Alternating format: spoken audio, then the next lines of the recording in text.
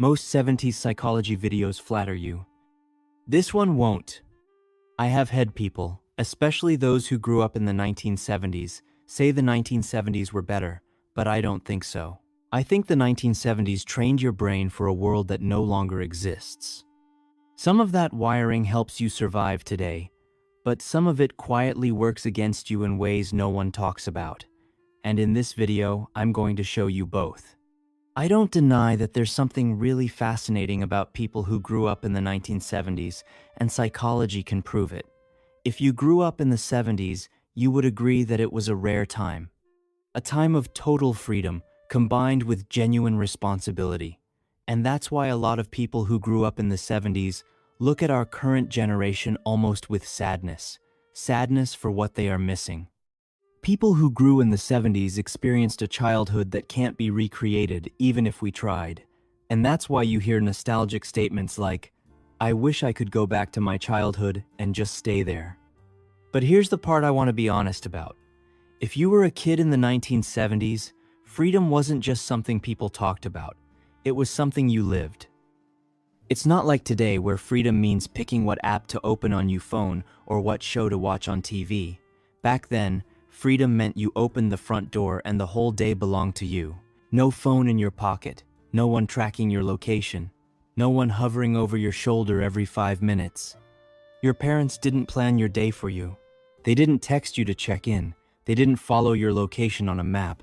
They just said, "Be back before dark," and that was the whole plan. And somehow, that one sentence carried a lot of weight. You had to watch the sky.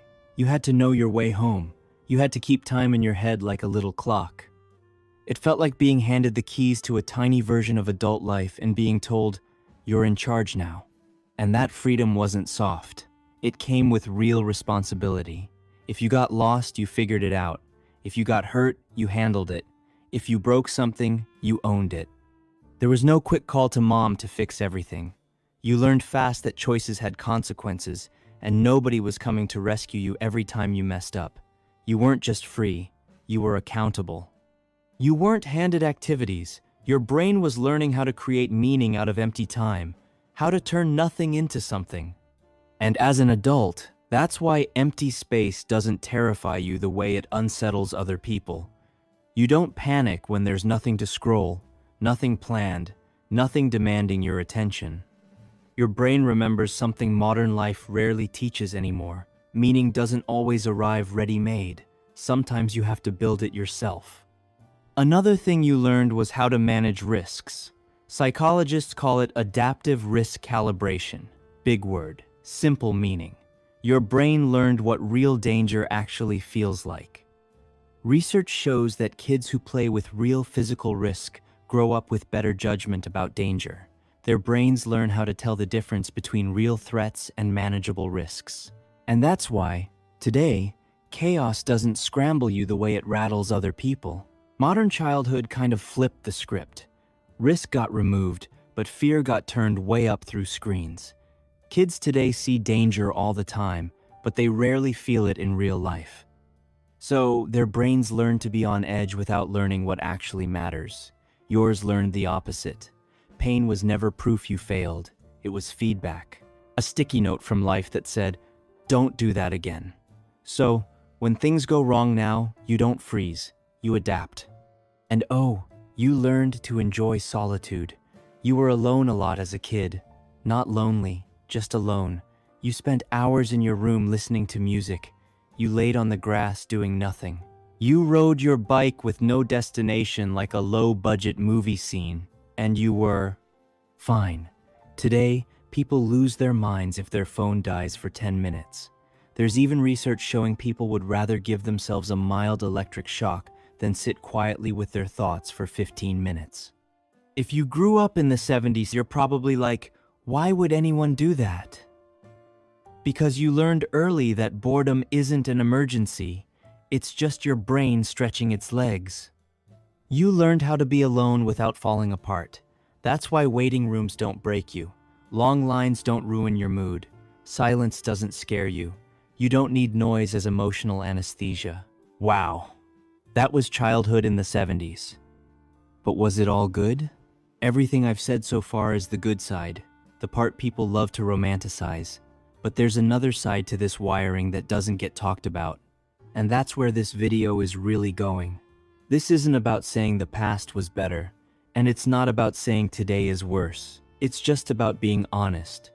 The world you grew up in trained your brain in a different way. It taught you how to stand on your own feet, how to sit with discomfort, how to solve your own problems, how to trust yourself.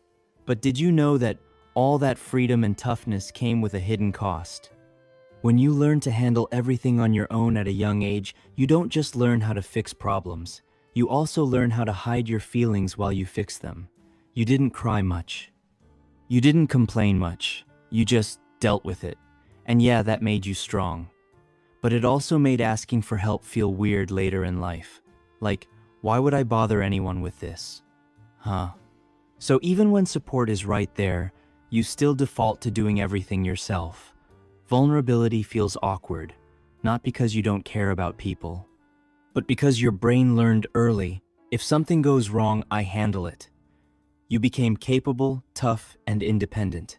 You also became really good at carrying way too much by yourself.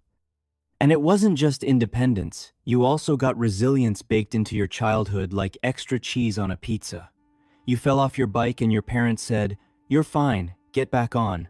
So, you did. You struck out in a baseball game and felt like your life was over. And then you played again the next day. Your science volcano didn't erupt. Your report card had a C on it. You didn't make the team. You forgot your lines in the school play. And yeah, that hurt. But nobody rushed in with a motivational speech and a trophy that said, "Good job for existing." So, when you look at today's world and feel a little out of place sometimes, it doesn't mean you're broken. It doesn't mean you're outdated. It just means your brain was tuned for a different kind of world. Like an old radio still playing the right music, just on a station that doesn't exist anymore. And you're still carrying that wiring forward, even if the world around you has changed. And now here's the wild part. A lot of you are parents now, and you're standing in your kitchen watching your kids struggle with homework or a friendship problem, and every part of you wants to jump in and fix it. But you don't. You pause. You give space, not because you don't care, but because you know something most people forget. Too much protection doesn't create confidence. It creates anxiety. You know kids need small, safe struggles to grow strong, so instead of rescuing them, you ask, "What do you think you could do differently next time?" Because that's the question life taught you first. So yeah, there's a reason people say the 70s shaped something rare. You carry a quiet confidence that comes from knowing you can handle life. Your brain was shaped by freedom, toughened by boredom, and trained by real-world mistakes. And honestly, it kind of proves something uncomfortable. Maybe we've overcomplicated raising resilient humans. Maybe the best gift isn't constant protection. Maybe it's teaching someone, early on, "You've got this." But I want to end where we started because this is a strange contradiction. The independence you learned growing up that now looks like coldness is actually competence. The comfort with silence that looks like antisocial behavior is true depth. The ability to wait that looks like indifference is discipline. At the same time, that same wiring can work against you if you never update it, because the world you were trained for does not exist anymore. And sometimes, the hardest part for a 70s kid isn't being strong. It's letting someone else in. It's admitting you want support. It's realizing you don't have to carry everything alone just because you can. And this isn't about going back to the world you grew up in. That world is gone. It isn't coming back in the same form, but the wiring it gave you still matters. You don't need to abandon your autonomy, your patience, or your comfort with quiet to belong in today's world. You don't need to become louder, faster, or more visible to stay relevant.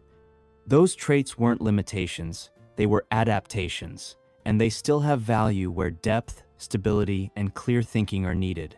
The work now isn't to outgrow that childhood, it's to integrate it. Keep the self-trust and resilience it gave you, while allowing yourself more connection, more support, and more emotional range than you were ever encouraged to have back then. If this video put words to something you've felt for years, you're not alone. Share your experience in the comments. And if you appreciate research-based psychological insight like this, definitely subscribe. We're only just getting started.